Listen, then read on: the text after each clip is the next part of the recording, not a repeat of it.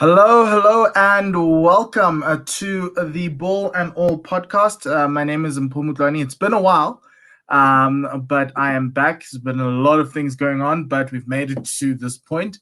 It is the final week of the regular season in the NBA. That means it's the start of the WNBA and the start of the BAL, the Basketball Africa League. You can see how it works. As we go into the NBA playoffs, the other leagues start, essentially. But yeah, so I'm going to be talking about that. I'm going to be talking about a lot. But thank you very much for watching and following and listening. Please follow me on Twitter at Mpho. The banner at the bottom kind of gives you those directions. Also, please subscribe to my YouTube channel.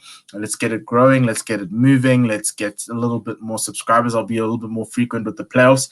I just had a lot of other day job related things that kind of prevented me from recording. So this week we're talking NBA. It's the final week of the NBA. Then we're going to talk about the WNBA and we're going to cover the Basketball Africa League, which I think are the two most important things. That if you take anything out of this podcast, WNBA is starting, BAL is starting, and I'm going to talk about that, and that's important. But it doesn't mean the NBA is not important, because that's what we do. We talk basketball. So NBA is now in the final week. If most teams have 2 games left, some just have 1. In this shortened regular season, 82. It's not an 82 game; it's a 72 game regular season. And so the most important things, and I'm going to go through with the East. So the East pretty much has 1 to 9 sorted.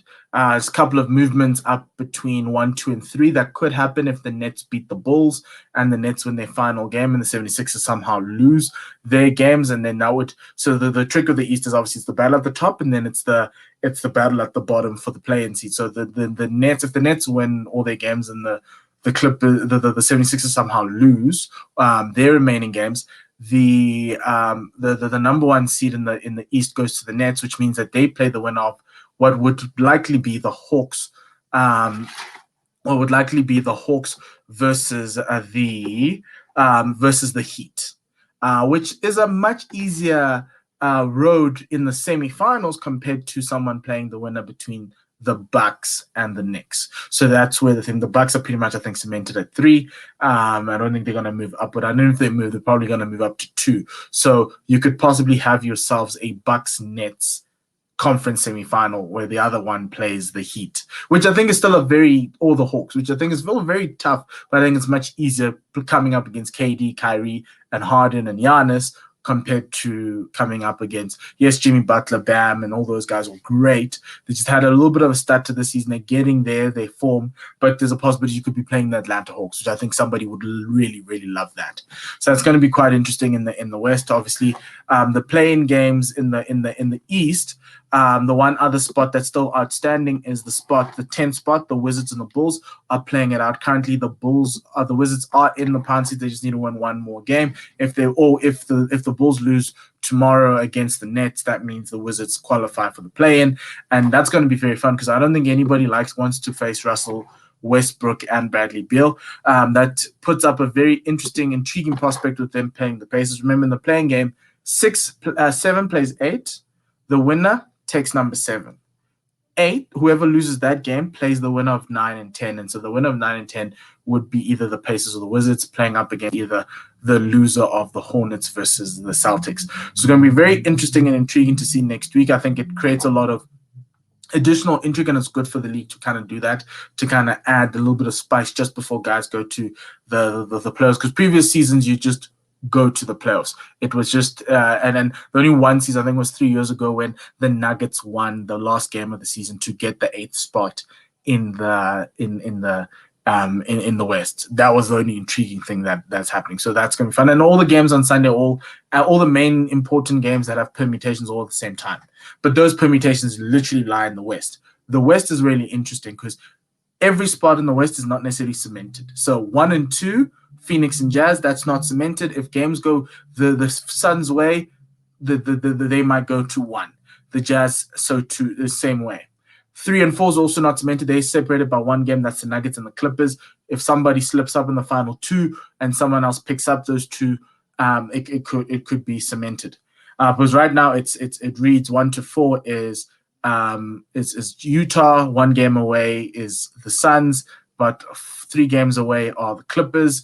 and then 1 game away from the Clippers is the Nuggets, and then you go down to the bottom half of the West, which also is very intriguing.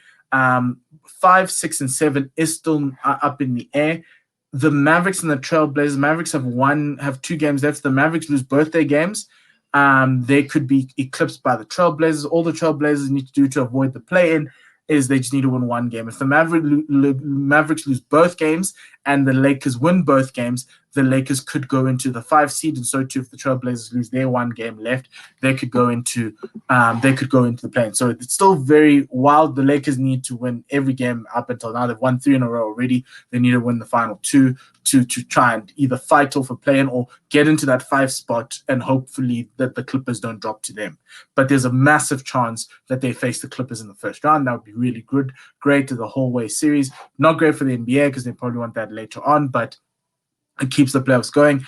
And so too, it's really tough for, like, in the play-ins, the only teams that are actually guaranteed like their finishing position are 8, 9, and 10. That's the Warriors, the Grizzlies, and the Spurs. And so if the Lakers fall into the play-in, there's a possibility that 1 and 2 who've been fighting for each other need to fight to either avoid the Lakers if they want to play the Lakers, or even possibly either the Wizards or any one of the winners of the other 2. I think obviously a Jazz Wizards 1 and 8 first round matchup and a Phoenix Lakers 2 and 7 matchup could be quite a 7-game thriller.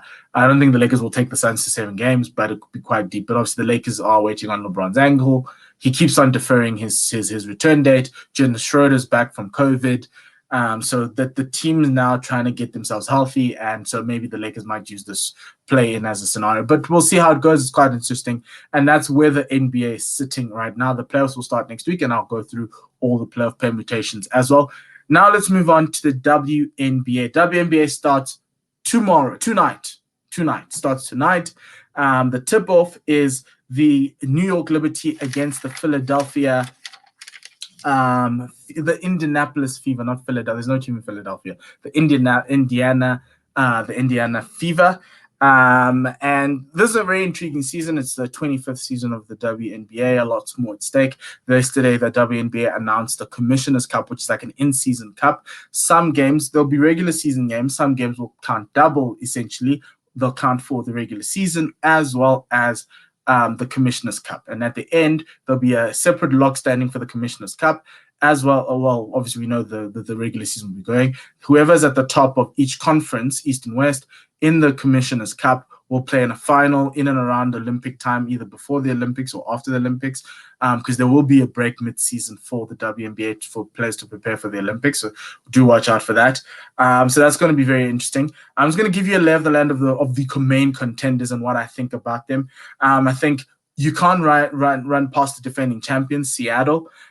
Seattle are a very strong team with Sue Bird, who's probably one of the top 2 players in the history of the game, obviously behind Diana Taurasi, but she's got longevity. She's playing has played for over a decade and a half in the league. And so she led with Brianna Stewart, who's the EuroLeague MVP and the Finals MVP last year, the Seattle Storm against the Las Vegas Aces, and they won that. So they're that 3-game finals. So they are prime. If you want to pick a winner and like a number 1 seed, it's these guys. And then I think after that, you've got the Las Vegas Aces who lost in the finals. They've got regular season MVP A'ja Wilson. They also have Kelsey Plum. They had Angel McCoughtry, but she got injured in the preseason. She hurt her knee. I don't know if she'll be back in time for the end of the season, but having that veteran presence in and around there is going to be great for the Aces like it was last season. There was that finals game, that second finals game, where the Aces won. They were 1-0 down. They came back. Angel McCoughtry just exploded from the perimeter, which is what you want. But the big thing about the Las Vegas Aces, which is why they're my pick, is Liz Cambage comes back. Liz Cambage is such a great defensive presence, such a great basketball player. I think in the season before COVID, she broke through into the league with A'ja Wilson, and now I think they could do it with Kelsey Plum this time, and I think that's probably what was missing between them and the Seattle Storm. The other team that you need to look at is the former defending champions, the Washington Mystics. They won the season before COVID 2019. They had that MVP, that year's MVP, Elena Deladon. She didn't play last year due to COVID, like Elizabeth Cambage. So they are coming back. It's like a new signing. It's amazing to help Maisha Hines-Allen as well, because they really did struggle last year in the bubble without Elena Deladon, who was like their talisman. And then to kind of close out that top tier seeding, I'd pick the Minnesota Lynx with Crystal Dangerfield, Sylvia Fowles, and the Turkish Super League MVP Kayla McBride. I think they are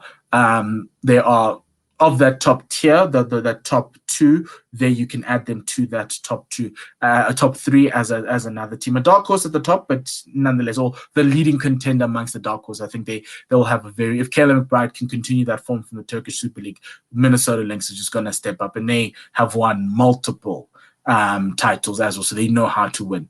And then obviously the other contenders just below them, you've got the Phoenix Mercury with Diana Taurasi, Diggin Smith, as well as Brittany Griner, who are just an incredible top three. They came together last year with Brittany Griner coming across, Skylar Diggin Smith coming across. So they're just getting themselves all acquainted and everything else.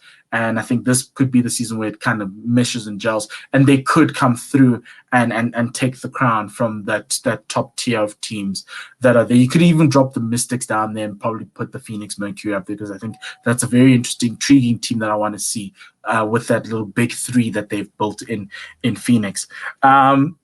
Chicago also have some sort of a big three. They've got Ali Quigley, Courtney Vandersloot, and now they've got Candace Parker, former MVP. Well, she was a Rookie of the Year and MVP in the same year. She is also a winner. She moved across from the Sparks. That's the type of addition that makes you a contender, and I think this Chicago Sky can really do well as well in this league, and I'll be watching them a lot. They're really good from the perimeter. Ali Quigley and Ali Quigley is just incredible. She's one of my favorite players, and she's just amazing as a guard. And then you've got the Sparks. The Sparks are there and thereabouts, a dark horse. A lot of things might need to go right for them as they try to just inculcate a lot of the younger players into that setup. But you've got veterans like Nika Ogumike Chine, who's back. And so they'll be just trying to sort themselves out. I think they'll have to play out of their skins in order to compete with that top tier, but they are a very good basketball side. The thing about the WNBA is very competitive across all the teams. There are some teams at the bottom, but for instance, let's just go through Indiana, New York, Atlanta's a mid-table team. They are also trying to see if they can't punch through into that playoff space and into the final stages of the playoffs. They're a good team, but like New York, Dallas, Indiana, a lot is going to be said about them. Everyone's expecting them to be at the bottom, but you've got Sabrina Ionescu on that one on the Liberty, who got injured early in the WNBA last season, so we didn't see quite a lot. They got a lot of draft picks. They made some trades. So New York is very intriguing prospect. So too is the Indiana Fever. Dallas is quite important because Dallas owned the draft. Dallas owned the entire draft. They had I think 4 or 5 first-round picks, and so they are in a rebuild. But they've got some interesting people coming through as well. I want to see Satu Sabali's in a second season as a Dallas wing. They got some really good, including the number 1 pick in the draft, whose name escapes me right now, but we'll remember her. And so I think for me, Dallas, and they play in the first few games. Dallas plays LA on I think it's on the Saturday. And that's going to be interesting to see where this team is, because the great thing about the NBA, there's only 12 teams, so draft picks can actually elevate a quality of a team, because that's the nature of what the WNBA is right now. Where it's probably at a point where it's going to expand in the next couple of years, but right now it's that great point where teams, even at the bottom, can be competitive. So it's going to be interesting to see how Dallas kind of works that out. So that's going to be good. The first slate of games, you've got Indiana, New York. The Connecticut Suns were quite a good ball team as well against the Atlanta Dream. You've got the Phoenix Mercury against the Minnesota Lynx. That's a clash of contenders in that first day. And then you also got Dallas and LA. Remember, they've got a new WNBA app. It's season 25. The kits look great. It's a product. It's a product that is just amazing. And I think it could even eclipse the men's product, which is what you want to get. It's not that the men are standard, but you want to be able to set the WNBA apart on its own as a league, and I think this is the season it's going to happen. And for me as South African, it cost me 329 Rand to get the league pass for the entire season. It's 17 American dollars to get some really good women's basketball. The best women's basketball players in the world are starting to play tomorrow. That's the most exciting thing. That's what's going to happen. And there's an interesting, intriguing thing that's going to happen. The Seattle Storm play the Las Vegas Aces in a repeat of the finals this weekend, and then they go back again and play during the week, and then the Las Vegas Aces play the LA Sparks. So some really good, if you follow the Aces, you could see some really good games, as well as the Storm play then the Minnesota Lynx. As I said, up there, the 4 contenders at the top. That's going to be a really good matchup to watch to see how the teams look. It's still early, long way to go, but it's basketball nonetheless. And you've got playoff basketball with the NBA. It's just going to be a lot of basketball being watched throughout the next week. And then something I'm so excited about, the Basketball Africa League is finally starting. It's not like a league-based system anymore because of COVID. It's now being played in one place in 2 weeks. For 2 weeks, it starts this Sunday. It is in that Kigali arena that looks amazing. And we've got 12 teams across Africa. 6 teams qualified by virtue of being national champions in countries where they're highly ranked in basketball in Africa, and then the other 6 had to go through qualifiers outside with 31 other teams, and they're the best of the 6 out of that 31. There was an East Division that covered East Africa and Southern Africa, and a West Division that covered West and North. And so you've got the best teams coming out of there representing their countries, and we've got some interesting things. The Patriots of Rwanda signed J. Cole as one of their guards, because you're allowed 2 players to be signed outside of the continent, outside of your traditional roster. So you can sign NBA players, former NBA players. I know that the River Hoopers signed Ben Uzo, who's a former Nigerian, into that team. So it's going to be very interesting to see some guys. And I think for me, and for everyone who's watching, it starts on Sunday. First game's on Sunday, I think at 2 o'clock or 12 o'clock South African time, 2 o'clock GMT. You get to see Africa's best, and there may be some guys who might just get a bump up maybe into NBA G League and up there. But it's going to be really good to see some of the stars and some of the gems, and we might find some gems. I think for me, if you look at the teams, you've got Atletico Petro de Luanda. That's probably one of the biggest basketball names in Africa. They are my tip to probably win it all. And because they've been set, they've done this before. They know how to do this. Then you've got teams from Senegal, AS Douane from Senegal, they're the Senegalese champions. AS Police from Mali, they came through the qualifiers. They were the 3rd placed team in the Western Division, the Malian national champions. You've got AS Sal in Algeria, up north. They were 2017 Afro-Basket champions and 2019 runners-up, so they could pose a little bit of trouble, so watch out for them. Then you've got FAP from Cameroon. They were runners-up in the West Division, so they probably will be trying to make their way into the playoffs. Then you've got Ferroviario from Maputo in Mozambique. They are 9-time Mozambican champions, really dominant in that league. They qualified out of the East Division in the playoffs, in the qualifiers. Then you have GNBC, which is Madagascar, another qualifier that came out of the East Division. They were the runners-up there. You've got GS Petroleus from Algeria. ASL comes from Tunisia, I beg your pardon. No, not Tunisia. It is Morocco, sorry. And then Petroleus come from Algeria. They won the West Division, and so they qualified through that. Algerian champs. Patriots of Rwanda, very small team, one of the youngest teams in the tournament in terms of founding with GNBC. They came through the qualifiers unbeaten, so that's something we need to watch. They could be a dark horse, and they're playing at home. with fans. That's also important. They're playing at home with fans. You've got Rivers Hoopers, also known as the Kingsmen from the Rivers State in Nigeria, with Ben Uzo. They're the Nigerian champions. They qualified directly. They could cause a stir here. They could be a playoff semi-final team.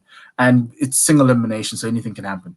And then US Monastir from Tunisia, who I think might be the one of the other four semi-finalists. They're a really strong team. They've got a player who plays in the Australian league called Mpho, who I think we should all watch. I think he's probably going to be very dominant. He's going to light it up.